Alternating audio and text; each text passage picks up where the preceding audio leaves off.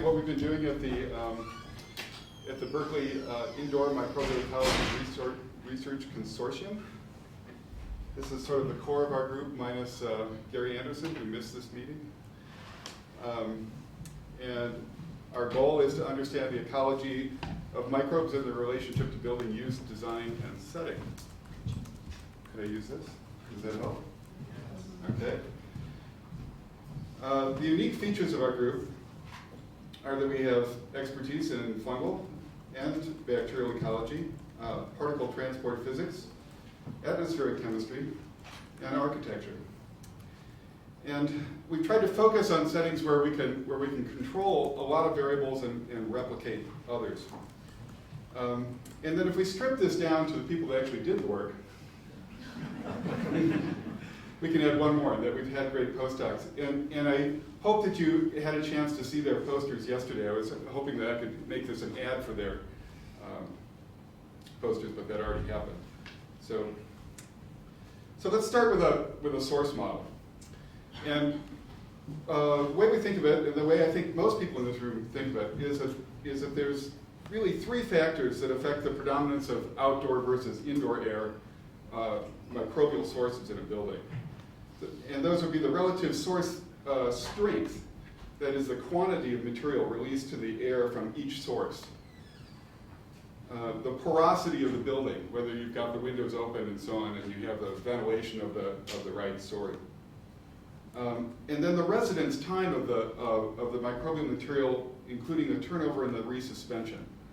So those three things are going to define it. And I have a cartoon for it, but after seeing Jessica's cartoon, I sort of got cartoon envy. but you could think of the indoor sources as being things that we know of, like water sources, like toilets and showers and drains and plants and so on, and of course the big human source that we've heard lots about. In outdoors, there's going to be some big sources as well, particularly vegetation. And also fungi and soil and so on. But these are going to be sealed away from the building and not really interact with the interior unless there's ventilation, you open up the windows. It's amazing how long it took to do a stupid thing like that. But I think that what I'm presenting here isn't controversial, that it's kind of what you've all been talking about. And the only thing that I want to emphasize that we don't usually think of much is that is that the size of the source is going to matter on this mix. So I'll move on to something more controversial by asking you a question, and I presume that I'll get some different answers on this. But my question to you is, if we're thinking of the microbiology of a building, or the ecosystem of a building, are the microbial communities in that building more like a tropical rainforest or more like Death Valley? And you could think of them being like a tropical rainforest in terms of the hyperdiversity that we're measuring in these settings, right? I mean, and certainly the kinds of analytical tools that we approach it with are very similar to those that you use in tropical rainforest ecology, because the hyperdiversity are similar. But I think that really what we're looking at is more of a Death Valley scenario, where microbes that are actually growing in the building are going to be very water limited under most circumstances. And they're going to be eking out an existence in little niches where things are wet enough for them to do so. And this is Death Valley really by design, right? This is what building engineers and what architects have been trying to do, and for the reason that it restricts microbial growth. So with the Death Valley model here, I want to list two other caveats to the source model that I mentioned, and that's that air or even surface samples do not necessarily equal a microbial community. That certainly air samples, what we're looking at is very much what Norm talked about in the water, is a transient community that's dispersing or fragmenting off some other community and moving into it. So when we're really talking about the ecosystem of a building, a lot of what we're really talking about are immigrants. They're not sort of residents. And actual growth of microbes in these healthy buildings, in the Death Valley view anyway, is likely limited by the availability of water and this relegation to small, moist sources. So I'm going to try to develop this as I walk you through 4 examples of sort of ongoing, completed ongoing and future work that we've been doing. The first example I want to give is a good one because it brings up what I think is a pretty common artifact. And it came about from sampling this building, which is a teaching lab building, and we did this on the very earliest indoor air work that we did, the amended all global survey of indoor dust. We sampled the mycology lab, and it was so out of whack and off scale that we sort of ignored it, and then came back to it and resampled it to figure out what was going on. So if we go inside the building, what it looks like is this. The mycology lab is this, but you can see that we've got 5 classrooms that are pretty similar, that all have the same ventilation system, all have similar traffic, but differ in which courses they teach. And so what we did was we sampled these in 4 spots twice with these hanging petri dishes. I'll tell you more about if you don't know about already. But it essentially captures a 1-month settled dust sample. So we've got a lengthy sample of it. And when we compare those, what we see is that 4 of the classrooms have pretty high diversity, and the mycology classroom strangely has the lowest diversity. But when we quantify the amount of fungal biomass in those samples, the mycology lab is off scale.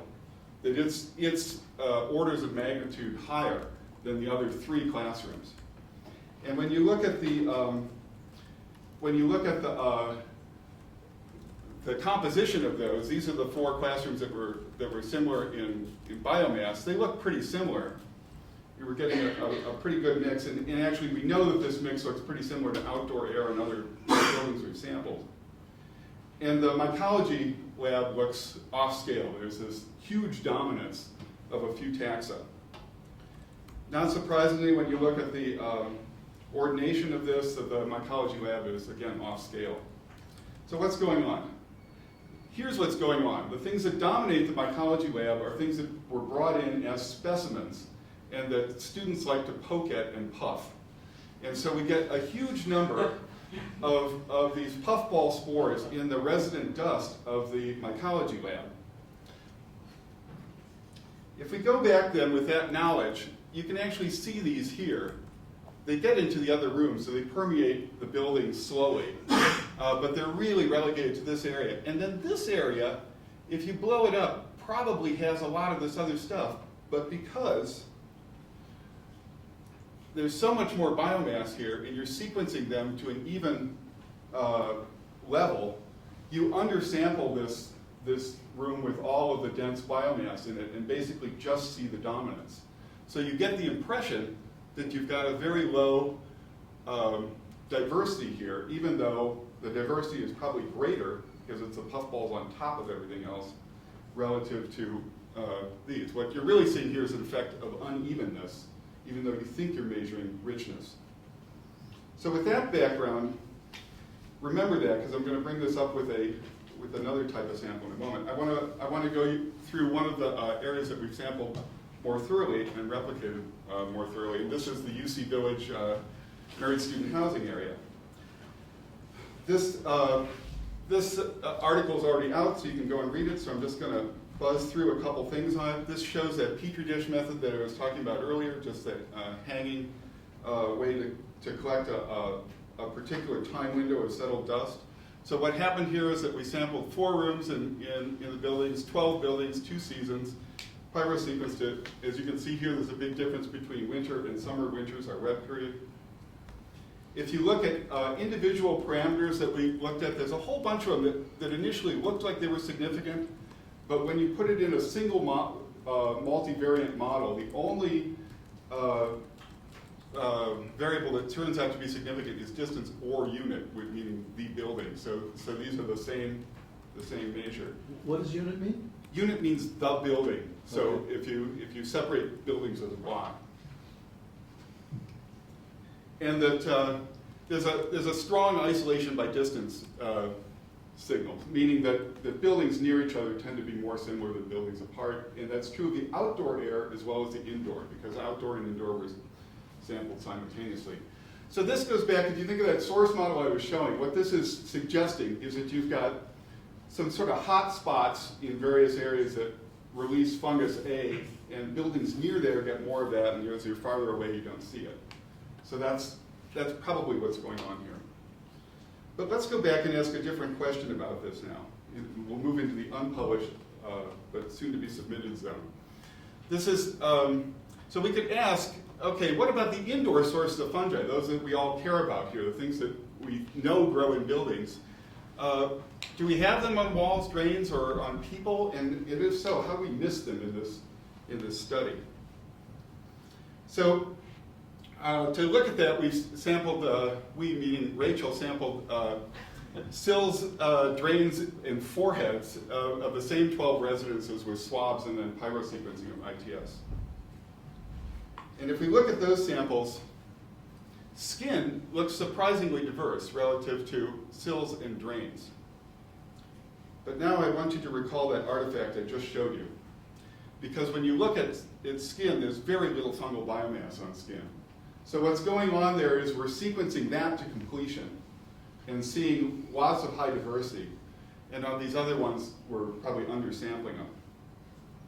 So when you look at the composition of the community, all of those, the original dust in the building, or the windowsills, or the human skin, or the drains, all look pretty similar.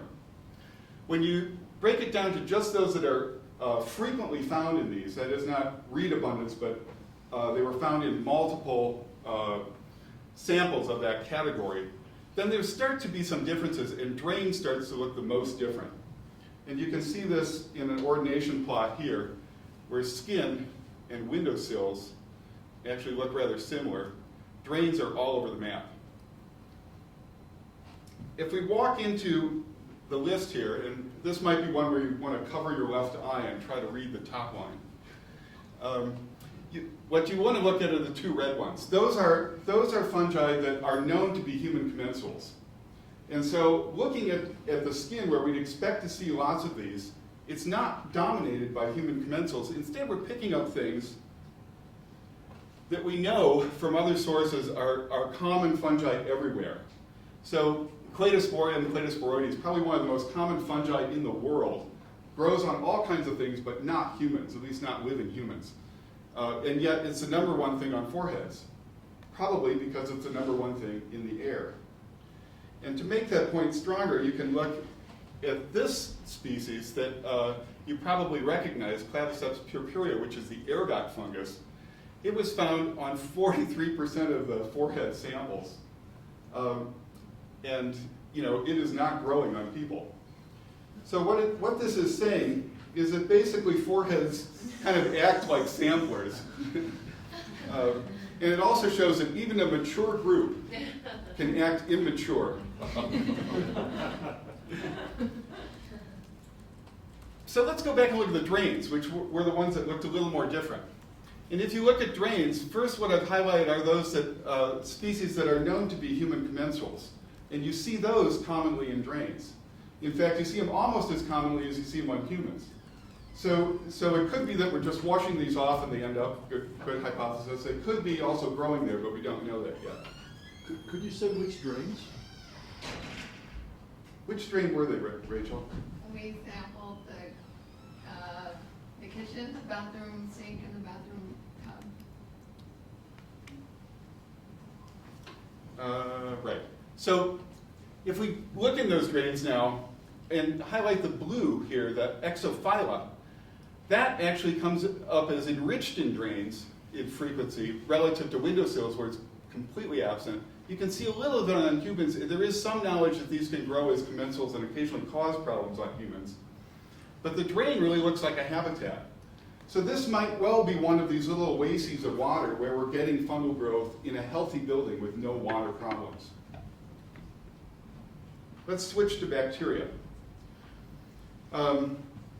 Here we're going to sample houses across the Bay Area, and this is a work in progress where I'm only going to show you data from the first 6 houses that we have data for out of a sample of 30.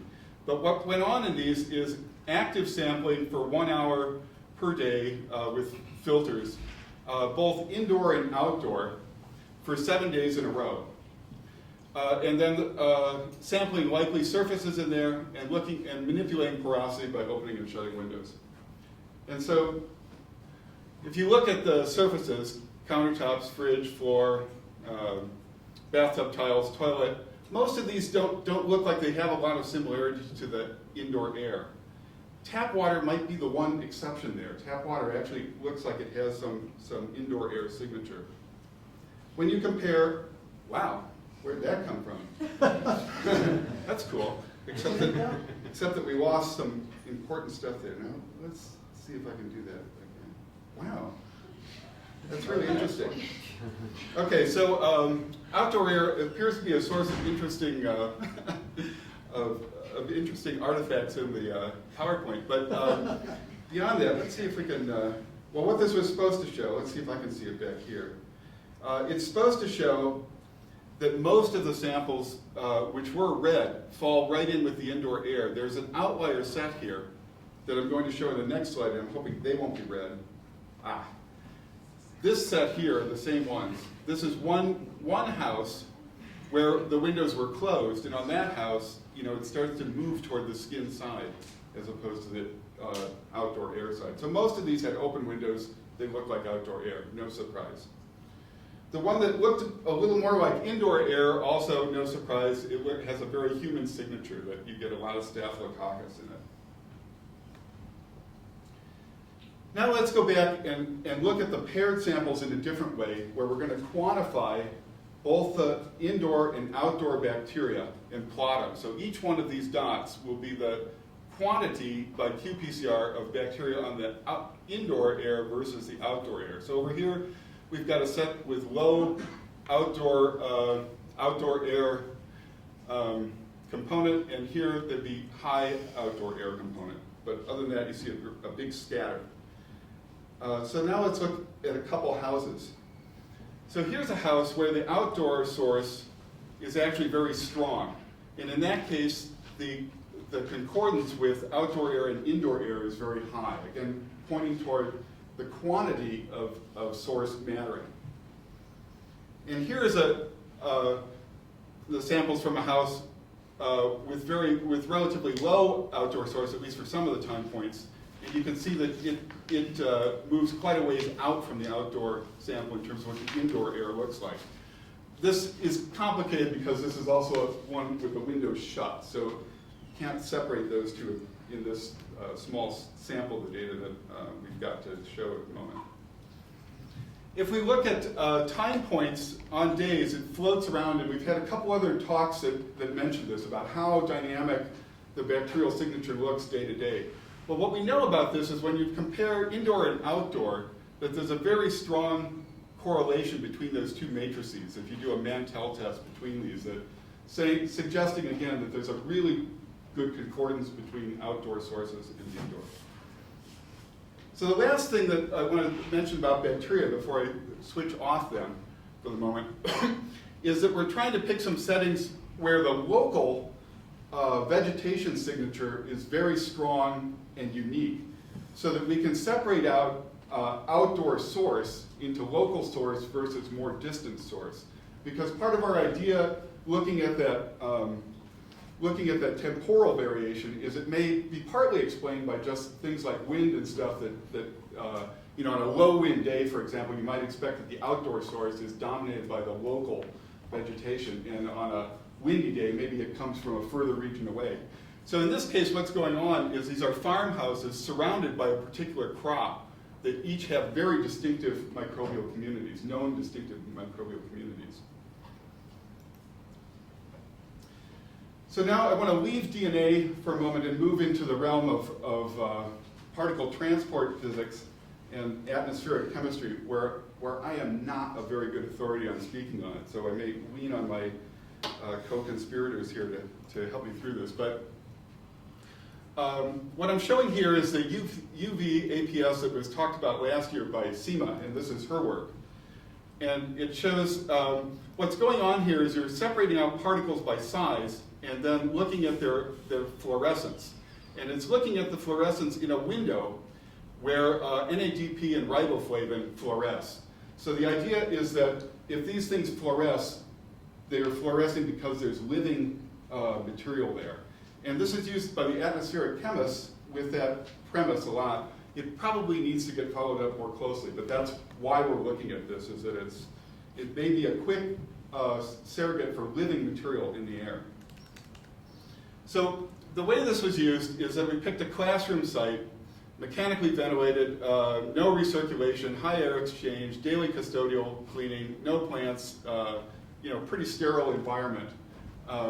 So not a whole lot of variables there. And then looked at 5-minute windows of this over several days, both indoor and then outdoor, while looking at particle number and CO2 as a surrogate for people, but also took detailed notes on occupancy patterns and ventilation state. And so sampling 4 indoor days occupied, 3 unoccupied, and 9 outside. We had only 1 instrument, so these were not simultaneous, right? So they were on different days. This is the way those data look, is that you've got, what you're looking at here are particle size, going from 1 micron here up to 10. And then here is time, with each of these columns being a 5-minute window. And then the intensity here is the number of particles in that size class that fluoresce at that window. So what you can see from this first figure that I'm showing you is that the outdoor occupied, or indoor occupied, has many, many more fluorescent particles than the outdoor air has. And if you compare that to unoccupied, the same room, now on a weekend basically, then it has many, many fewer particles, fluorescent particles. And if you compare that to the activity of entrances and exits of this classroom, these little peaks here are basically concordant with people entering and leaving the room. So it looks like a very strong signature of human movement. And some of Gordon's earlier work, for example, showed this as well. The main advance here now is that these are fluorescent particles that we're looking at. So they may be living and biological. That probably drew all your eyes is the cleaning signal when the janitor comes in at 6, and it fades out quickly when the filtration system turns on. So to summarize those data, you always have a stronger signal with the occupied than outdoor, and the lowest signal is in the unoccupied classroom. So we're basically stirring things up, stirring fluorescent particles up. And we cannot sort those fluorescent particles out and then look at those, which would be the ideal thing. But what we can do is take the same particle size class from those settings and look at fungi or bacteria in them. And when we do that, there's a strong fungal and bacterial signature in that particle size class. The little dotted line here being the outdoor air, the unoccupied room, and then the broader area being occupied. You can see that in bacteria, there's kind of similar levels between indoor and outdoor, at least up here. With fungi, you have much higher levels outdoor than indoor. So keep the classroom in mind. We're going to turn to a parallel universe here with a comfort chamber as well. And the comforting looking face up here is Ed Ahrens, who has been studying comfort zones in a controlled chamber for a while. His chamber looks very classroom or building or office-like, but it's segregated off from the main building in terms of the air source and airflow and heat and all that. So you can control airflow, air source, temperature, humidity, and then obviously room contents. This is his assistant, who is I hate to call her a dummy, but she is. And she's wired up with telemetry to give feedback on surface temperatures and so on. And so he's published several papers on this, and as I understand it, she's a co-author on some of them. So it shows you what it takes to be a co-author these days. But she did contribute a lot to it. So we've been using this for a simpler experiment. to basically look at the relative contributions of resuspension versus shedding. But the data I'm going to show you now, the only part that we have sort of wrapped up or beginning to get wrapped up, would be to quantify individual release by humans. So what you're looking at here is both the classroom study and the chamber. And down here are the number of seated students and the estimated emissions of fluorescent particles that you see. So you can see it looks like there's a pretty good straight line here, and you can see that the classroom and the chamber are on that same straight line. So it gives us some reassurance that we're sampling a reasonably similar setting. And if you look at the movement, where students go in and out of the room here, or we have them walk around endlessly in the room there, that also looks like it may be a straight line. And you may have noticed that the y-axis, the number of particles, is quite different. And if you didn't, here's a summary of that. So if you break it down to a per-person level, the classroom and the chamber looks different. Walking produces a lot more release of material than sitting. The last thing I want to mention about is the chemical analysis, and this is the leg of it that we know the least about at the moment. But it's looking at those same particle size classes and trying to quantify what they're made of to give us a better look at what may or may not be biological.